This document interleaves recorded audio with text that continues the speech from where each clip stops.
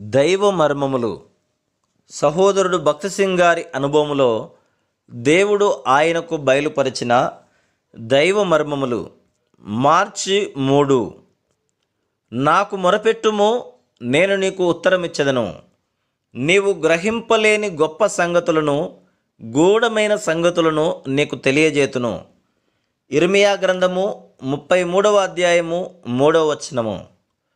పాపమును బట్టి, తిరుగుబాటును బట్టి ఇశ్రాయేలీయులు 70 సంవత్సరములు చెరపట్టబడిరని ఇర్మియా గ్రంథము 33వ అధ్యాయము 6 నుండి 8 వచనములలో చదువుచున్నాం.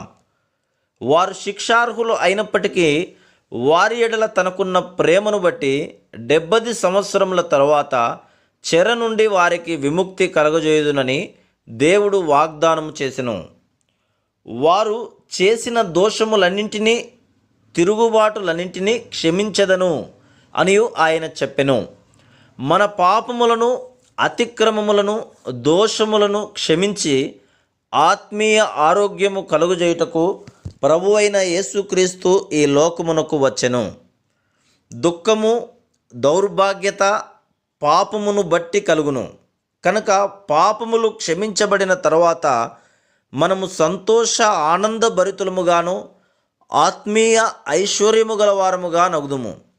తరువాత మన ప్రతి అవసరము కొరకు ప్రభువునకు స్వేచ్ఛగా మొరపెట్టగలము. ఆత్మీయ ఆరోగ్యమును, క్షేమమును గురించి బేతనియా సూచించును.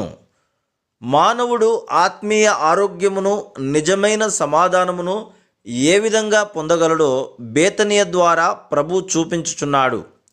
ప్రభు బేతనియాను అనేక పర్యాయములు దర్శించెను. ప్రతిసారి దర్శించినప్పుడెల్లా ఆత్మీయ ఆరోగ్యమును గూర్చిన మర్మములను బయలుపరచెను. పాపము వలన వచ్చు జీతము మరణము. అయితే ప్రభువైన యేసుక్రీస్తునందు విశ్వాసముంచి బేతనియకు నీవు వచ్చిన ఎడల నీకు ఆరోగ్యము కలుగును. Praise the lord.